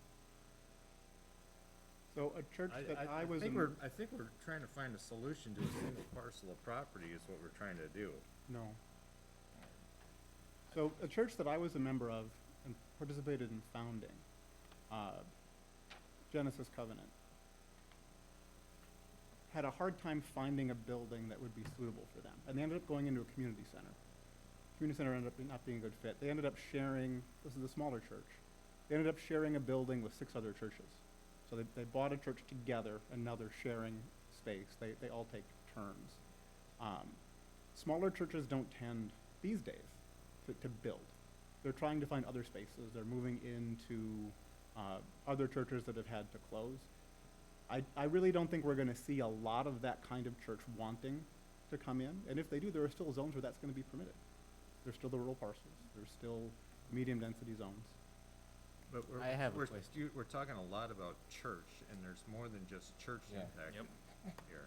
So we're talking about schools, we're talking about VFWs, you're talking about any place where people gather. I have a question to the debater. So we wouldn't be able to restrict it by size, though, right? The uses on, because I know when he said neighborhood churches, like I miss my neighborhood church when I grew up, like when I can walk to my church, right? That's my preference always. It's the size of what's coming is what scares me when there are neighbors around. Constitutionally, right? That's what I'm looking at here. It's like, can we look at, like, be it schools, be it churches, are there options to not put us in a bind, but still, to Alan's point, like have a neighborhood church that we could walk to. To shorten the list, as it were, is that your question? Is it, can we have limited to 5 out of the 10 that you might suggest on the assembly list? The short answer is no. Okay. Yeah, it creates a problem of kind of this selectiveness that the federal government wants us to stay away from. So the big and small, it's not something you It's can. pretty much everybody in or everybody I knew the out. answer to that. I just had to ask. Oh, Mr. Mayor and Council. So obviously there's some different viewpoints on this. So the option would be to continue it forward, direct staff to hold the public hearing, which is basically further study. It's also further input. It's the formal public hearing, or is to send back to staff for further review or do nothing. I guess so. I just want to kind of clarify that by By moving into a public hearing also doesn't mean you're approving it, Right. it's, you're getting a formal public hearing to hear more from people. That certainly could be That's a valid next point. viable step, if there, as staff, I think we would allow a motion on this, to direct us moving forward, whether there's a majority to actually take those next steps, because there is some work for us to do. And just to clarify something, so let's say we went forward with a public hearing, and then when that's coming back to us for approval or denial, the amount of flexibility we'd have in making changes to what was presented at the public hearing, is there a benchmark on that? Mayor and council, and I think the answer is really no. So for a good example would be, hold the public hearing and it's as proposed. And at the public hearing, you hear a lot about light industrial, and the council says, you know what? We agree with it, but let's take out light industrial. No, you're taking feedback and moving it along throughout the process, so it can be amended as it goes through. I don't know any circumstance when it'd have to be thrown out and started over again. Maybe John, if you have anything to add. No, usually if, when things are kind of a reset, it's because that's what the council wants. Gotcha. We've got enough input, and it took us in a totally different direction, we wanna just run this through again, but it's not an obligation. Gotcha. Okay, thank you. Then, I guess I would be in support of doing this next step of getting feedback and to kind of Brad's point, research on it or getting more information on it from the public and planning commission and proceeding along with based on what we hear back from there. So I'd be comfortable with directing staff to proceed with the public hearing, and then we assess it at that point.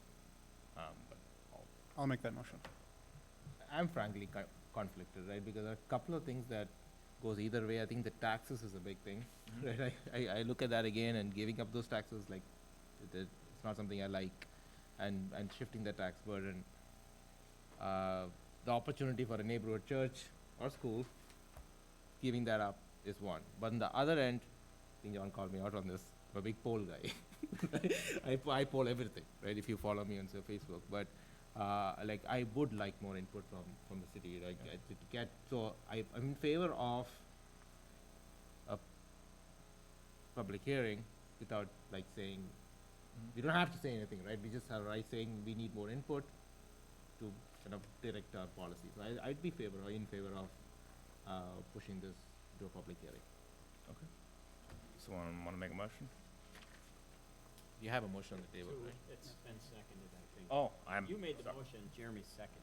No. I made the motion. Jeremy made the motion. Okay, sorry, I missed that. Yeah, I'll second it. Okay. Any further discussion? Mr. Mayor, just to clarify the motion, that would be to direct staff to schedule the public hearing at the August 5th planning commission Correct. meeting? Yep. Okay, thank you. Or I'll clarify with Jeremy that. Correct. Motion. Right. Perfect. Any further discussion? All those in favor say. I personally don't see that we have an issue that we need to address right now, so I'm really not in support of the public hearing, or to move this forward for that matter as it's noted. Just a comment Jeremy made, you made a comment about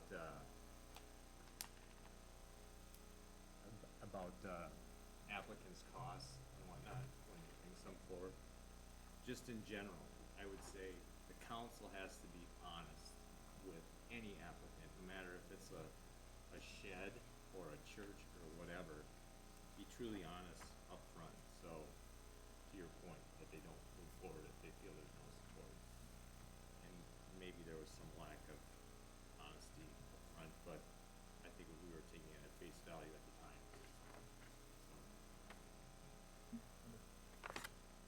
Anything else? All those in favor, say aye. Aye. Aye. Opposed? Nay. Thank you. Okay. 1 second here. I'll organize my papers.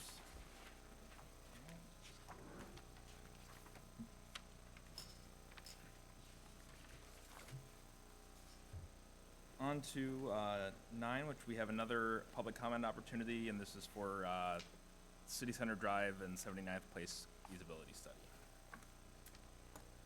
If anyone would like to comment, you can do so by raising your hand, by pressing star 9 if they're on the phone, or you can do so by pressing the raise your hand button under reactions there. At this time, Mayor, we don't have anyone raising their hand, and we have not received a public comment card. Okay. Section. Sounds good then. Brett? Mayor and Council, I think Kevin's gonna start it off, and I believe Steve Hagelin is gonna be the presenter as well. Kevin, are you starting off? Yes, thank you, Mayor and Council. I'm just going to introduce the project. It's related to the St. Therese concept plan, which is located immediately south of City Hall, and it's really been ongoing for over 2 years. It's a large project, and today's feasibility study that we're kind of presenting for direction is really related to the city responsibilities. There's a lot of overlap here, and so Steve will talk you through the process, and he's involved with the engineering team as the project engineer lead for this project. So Steve, take it away. Thank you. Hopefully you can hear me here. So yes, Kevin, do want to run through the draft feasibility study scope and kind of what we looked into. The area this figure here shows it's part of the overall town center concept plan. It's part of the Southeast Design Standards. So it's really that northern 13 acres that Kevin talked about. It's those streets and utilities that are involved with that first edition. As part of this study, we also looked at stormwater. As it's part of an overall master plan, we wanted to understand if there's some benefits to a regional approach. And as we'll talk about, some of the one of the financing sources is special assessments. And so we did prepare a preliminary assessment role so we could implement special assessments in accordance with Minnesota State Statute 429. Next. So we'll talk through project finances first. This kind of just lay the groundwork. It's a bigger project, as shown here is a $5 million total cost. What we really want to concentrate on is that city funding portion, as this is kind of done in cooperation with the St. Therese development and the 429 assessment. So there's multiple funding sources, so we really just want to kind of highlight that city funding category, which would include the roadways as well as the stormwater and grading that associates with those roadways. As we'll talk about later in the report, there's some sanitary sewer options and water main options we looked at, and consistent with development throughout the city, the St. Therese would be responsible for really that baseline condition, and then any upgrades or anything above and beyond as part of our trunk system would be a city responsibility. Next.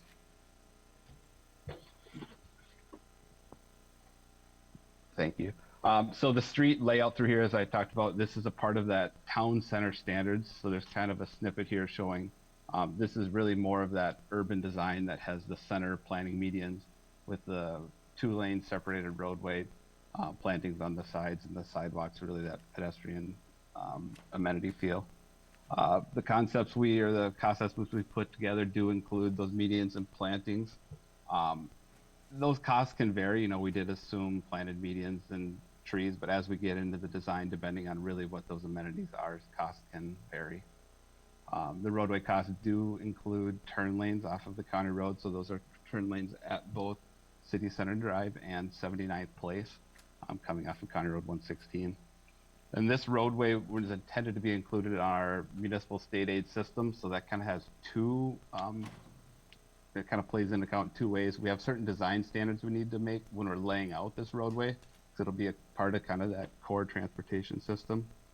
Also, what it does is allows a funding source. So I know we have a current MSA balance, so that may be one of the local funding sources that we talk about later. One of the things I want to highlight too is with this project, we're kind of assuming the grading is a standalone, knowing that we're doing this in cooperation with St. Therese. As this project moves forward, we think there are opportunities for some efficiencies as we're looking at maybe these two sites together, not having to grade them independent of one another. We're hoping that there's efficiencies to work with them, and in our preliminary discussions with them through their kind of design process, that seems like it's something we can work together on.